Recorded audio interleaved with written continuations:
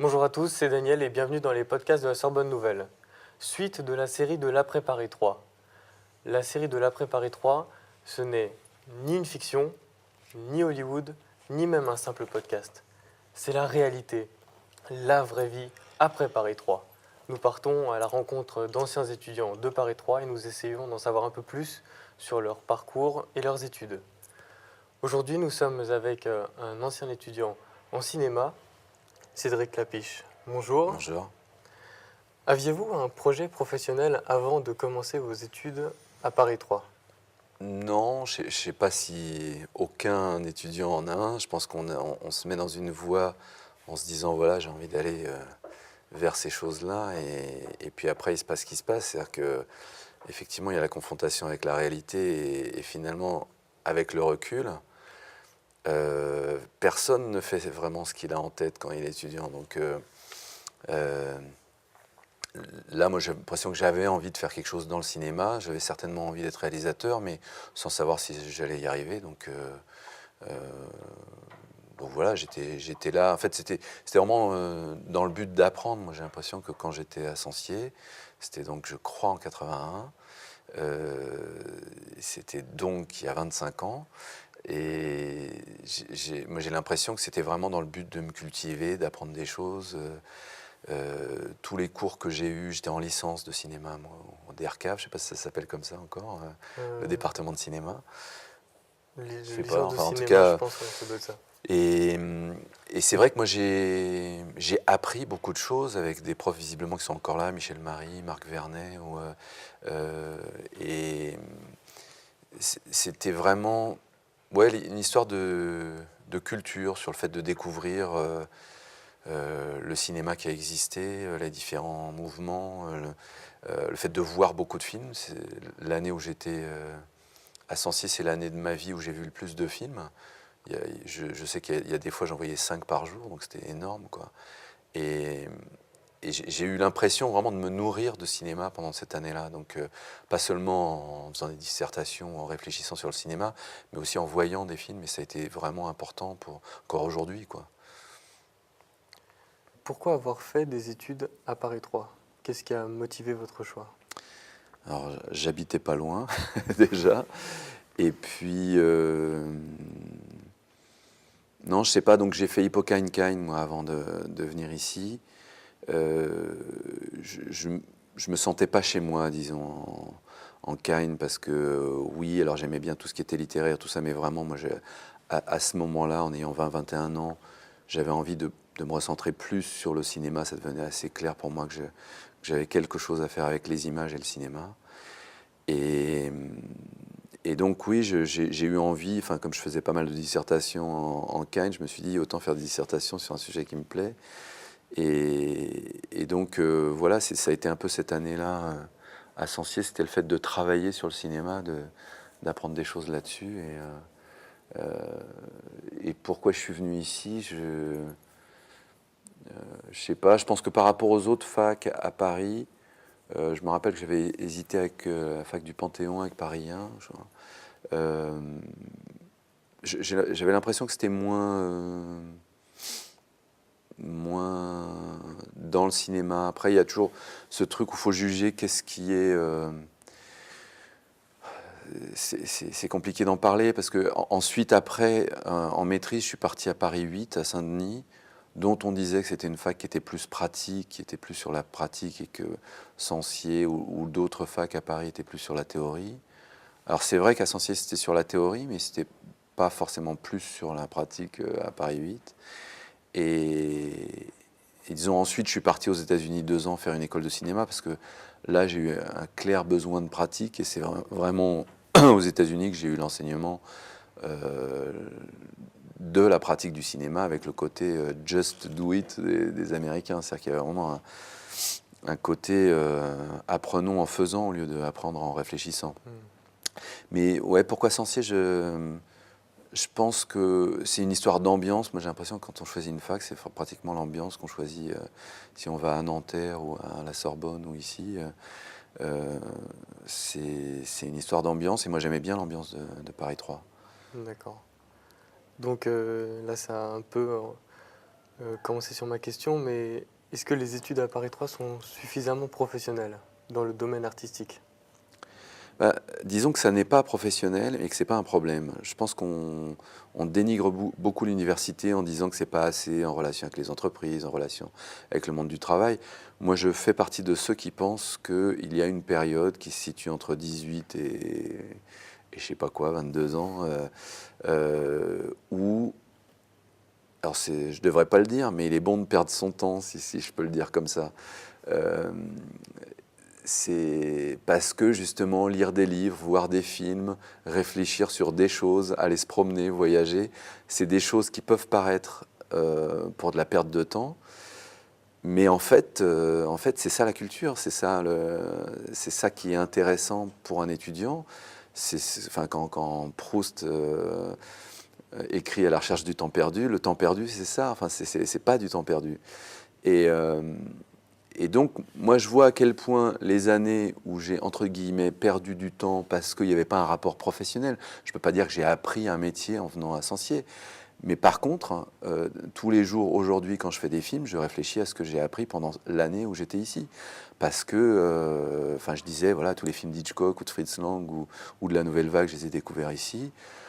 Et que ça nourrit pour toute une vie. Et que si on ne l'a pas fait, après, ça manque. Donc, après, tous les réalisateurs connus d'aujourd'hui, parce qu'il y a des gens, notamment les Américains, des gens comme David Lynch, des gens comme Tarantino, des gens comme Scorsese, ne font que se référer aux films qu'ils ont vus et à la culture qui les a nourris. Donc, quand on voit le DVD que Scorsese a fait sur le cinéma américain, il ne peut créer les films qu'il fait aujourd'hui que parce qu'il a vu et le cinéma américain des années 20 à 40, le cinéma russe, Kalatozov, il en parle beaucoup.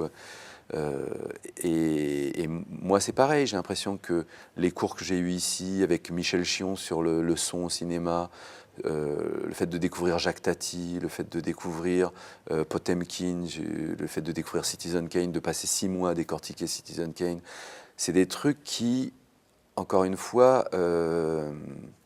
m'ont pas permis d'avoir du travail, mais me permettent de faire des films aujourd'hui. Et donc ça, c'est de la nourriture, c'est-à-dire que je trouve qu'on ne dit pas assez aujourd'hui ce que c'est la culture. Je pense qu'il y a quelque chose qui fait que la culture disparaît, la notion de culture disparaît beaucoup aujourd'hui parce qu'on est beaucoup tourné vers l'actualité des choses. Avec Internet, on centre beaucoup sur ce qui se passe aujourd'hui, avant-hier, mais que ce qui se passait il y a 2 siècles ou ce qui se passait il y a 50 ans, c'est souvent plus important. Et que pour moi, l'université, ça devrait être ça. Ça devrait être le fait de se laisser un moment où on se dit, OK, laissons passer du temps à faire des choses qui paraissent inintéressantes et qui ne le sont pas. Donc vous avez fait des longues études supérieures. Ouais. Pourquoi et comment l'expliquez-vous? Je pense que bon, ça c'est beaucoup issu de mon milieu. Ma mère elle est psychanalyste et mon père il est physicien, donc c'est un milieu à la base quand même assez intellectuel. Donc je pense que c'est quand même une des explications, c'est que malheureusement, je dirais, on est beaucoup éduqué par son milieu socio-familial, quoi. Et donc ça m'a donné le goût des études. Je pense que je savais intuitivement, inconsciemment, que les études, ça sert à quelque chose. Euh, je trouve que, encore une fois, beaucoup de gens disent les études, ça sert à rien aujourd'hui, ou les étudiants en sont pas persuadés eux-mêmes, ils ont l'impression de perdre du temps à la fac. Je trouve qu'il n'y a pas assez de gens qui disent non, non, c'est important de passer du temps à ça. Et donc moi, ce qui m'a poussé à faire ça, c'est que, ouais, il y a des gens qui m'ont conseillé à cette époque-là, qui me disaient, avant de faire du cinéma, puisque à l'époque, la FEMIS, ça s'appelait l'IDEC. Moi, j'ai essayé de faire 2 fois le concours de l'IDEC, donc l'école de cinéma. Et ils me disaient, c'est bien que tu te cultives avant de faire du cinéma. Et je pense que je suis content d'avoir entendu ça, parce que je l'ai entendu et effectué. Et c'est vrai que c'était bien de passer du temps à se cultiver, parce que, encore une fois, je pense que après, le cinéma, c'est un milieu qui est extrêmement compétitif. Je vois, Enfin, il suffit de voir quand on est en train de faire des courts-métrages, il y a 400 courts-métrages qui sont faits par an en France, il y a 70 longs-métrages qui sont faits par an en France, et puis je crois qu'il y a 20 deuxièmes longs-métrages qui sont faits. Et donc les chiffres parlent, c'est-à-dire qu'il y a 400 réalisateurs qui font un court-métrage, il n'y en a plus que 70 qui font un premier long-métrage, il n'y en a plus que 20 qui font un deuxième long-métrage. Et après, on n'est que dans ce monde-là, le fait de se confronter à la réalité du cinéma, c'est ça. Et se préparer à faire plus qu'un deuxième film, c'est justement les années où, encore une fois, on réfléchit, où on se nourrit, où on fait confiance au fait qu'un film, c'est pas juste avoir une bonne idée, ou s'entourer des bonnes personnes, ou connaître bien la technique, c'est avoir une pensée là-dessus et savoir qu'est-ce qu'on veut amener soi-même dans le cinéma. Et on ne peut le savoir que si on connaît les gens qui nous ont précédés. Donc je pense que il faut s'armer de patience. L'expression est finalement pas mal parce que la patience est une vraie arme. Donc dans ce milieu-là, dans le cinéma, la patience, la ténacité, c'est finalement les choses qui font que les gens sortent. Parce que je ne crois pas beaucoup au talent, en fait. J'ai l'impression que les gens, quand je vois les gens qui étaient dans le milieu du court-métrage, quand j'avais 25 ans, les stars du court-métrage, il y en a beaucoup qui ont disparu. Et je me dis, moi, je suis pas forcément plus doué qu'eux. Quand je vois des gens, je me disais, qu'est-ce qu'ils sont forts, quoi, qu'est-ce qu'ils sont talentueux. Et j'ai pas l'impression d'avoir plus de talent que des gens qui font plus de cinéma et qui ont le même âge que moi. J'ai l'impression que j'ai été peut-être plus tenace et plus patient, justement. Que pensez-vous des stages en entreprise durant les études universitaires? Bah, ça peut être bien pour plein de métiers. Je pense que c'est certainement plus positif pour un ingénieur que pour un réalisateur. Un réalisateur, encore une fois, je pense qu'il a besoin de se cultiver avant de faire. Et c'est deux étapes importantes finalement, je pense, la théorie et la pratique. Donc faire un stage en entreprise, je pense que quand on est, par exemple moi, quand on est monteur, on fait des stages dans des laboratoires, on fait des stages dans les boîtes vidéo, où on essaye de voir qu'est-ce que c'est la chaîne de fabrication d'un film entre le rapport script et comment ensuite ça va se retrouver dans une salle de montage. Et que c'est important de faire des stages, mais et puis tout est possible, c'est-à-dire que là, moi, c'est une des choses que je voulais dire aux gens qui sont étudiants, c'est que il n'y a pas deux réalisateurs qui ont le même parcours, il n'y a pas deux techniciens du cinéma, que ce soit les gens qui font du son, de l'image, du montage, de la production, qui ont le même parcours. Il y a des gens qui étaient acteurs et qui sont devenus producteurs. Il y a des gens qui étaient acteurs qui sont devenus réalisateurs. Il y a des gens qui travaillent dans un bureau et puis qui sont devenus monteurs ou producteurs. Il faut faire confiance au fait que le destin est toujours plus riche qu'on ne pense et que les filières, il n'y a pas un truc où on se met dans des rails de je fais des études de production du cinéma ou je fais des études d'ingénieur. Christophe Rossignon, qui est un des producteurs connus, était ingénieur avant de devenir producteur. Piala, il a fait autre chose. Je crois qu'il a commencé le cinéma à 40 ans. Donc je pense qu'il faut faire confiance au fait que le destin est toujours plus ouvert que ce qu'on dit aux étudiants d'une façon générale. Et donc, je crois que Bruno Dumont était prof de philo avant d'être réalisateur. Il n'était pas du tout destiné à faire du cinéma. Donc, voilà, certainement, on a dû dire à Dumont, ça ne sert à rien de faire de la philosophie. Bon, ben, voilà, je pense que il faut aider les étudiants à être étudiants. Et pour revenir à votre question sur les stages en entreprise, je ne trouve pas du tout que ce soit la panacée et que... ouais, je trouve pas forcément que... c'est un peu la mode en ce moment où les lycéens, 15 ans, font un stage. Oui, alors c'est bien d'avoir un rapport à la réalité, de savoir ce que c'est, mais c'est bien de faire l'alternance entre la réalité et... alors c'est pas bien de dire que l'université est hors de la réalité, mais un lieu privilégié où on a le temps de réfléchir, parce qu'après on n'a plus le temps de réfléchir. Les hommes politiques le disent plutôt bien.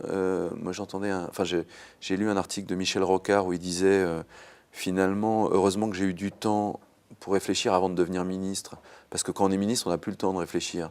Le temps pour avoir réfléchi à qu'est-ce que c'est une société, qu'est-ce que c'est la politique, qu'est-ce que c'est la gauche, la droite, le marxisme. Ça, c'est en étant étudiant qu'il a réfléchi à toutes ces choses-là. Donc il faut positiver ce temps où on a le temps de mettre en place une pensée que après, effectivement, dans la vie active, dans le monde du travail, on va mettre en pratique. Donc je pense que c'est vraiment bien de préserver ces deux moments-là. Vous avez complété votre formation par des études à l'étranger. Ouais. Quels sont les atouts des études à l'étranger et sont-elles nécessaires et pourquoi? Alors les atouts des études à l'étranger, c'est l'étranger. C'est-à-dire, bon, c'est un peu ce que j'ai dit dans l'auberge espagnole, c'est que je ne dis rien d'autre que les voyages forment la jeunesse. Je pense que les proverbes ne sont pas souvent vrais, mais celui-là, il est très vrai. Et je pense qu'il n'y a rien de plus formateur que de partir ailleurs. C'est pas seulement parce qu'on apprend une langue étrangère, mais c'est juste qu'on voit les choses avec les yeux des autres et que quand on revient chez soi, si on revient chez soi, on voit la vie complètement différemment et que ce complètement différemment, je pense que c'est la chose la plus positive qui existe. Enfin, franchement, moi, l'ayant vécu aux États-Unis, j'ai l'impression que c'est pas tellement l'école que j'ai eue aux États-Unis, c'est le fait de vivre 2 ans ailleurs qui m'a nourri d'une façon énorme. Et ouais, j'ai vraiment pas l'impression que c'est la qualité de cette école à New York qui m'a le plus appris. C'est vraiment le fait d'apprendre l'anglais et de vivre 2 ans dans un autre pays, de vivre tout ce qu'il y a en dehors de l'université, c'est-à-dire de chercher un appartement, enfin, ce que je raconte dans l'auberge espagnole, de rencontrer des gens qui ont une autre culture, de se dire, ah tiens, c'est bizarre, ils pensent ça comme ça, de voir qu'il y a un pays où il n'y a pas la sécurité sociale et qu'est-ce que ça veut dire. Voilà, c'est simplement de réfléchir autrement parce que les gens vivent autrement. Et ça, c'est pour ça que je fais la publicité d'Erasmus, parce que là, il y a quelque chose qui a été créé politiquement pour que les gens, effectivement, fassent des études à l'étranger. Je trouve que ça devrait pratiquement être obligatoire pour quelqu'un qui a 20 ans d'aller ailleurs, parce que c'est une explication du monde qu'aucun livre ne peut apporter. Et donc, moi, j'ai l'impression, oui, qu'il faut partir à l'étranger. Et peu importe où, c'est-à-dire aujourd'hui, justement, en plus, je pense sincèrement que c'est mieux en Europe qu'aux États-Unis.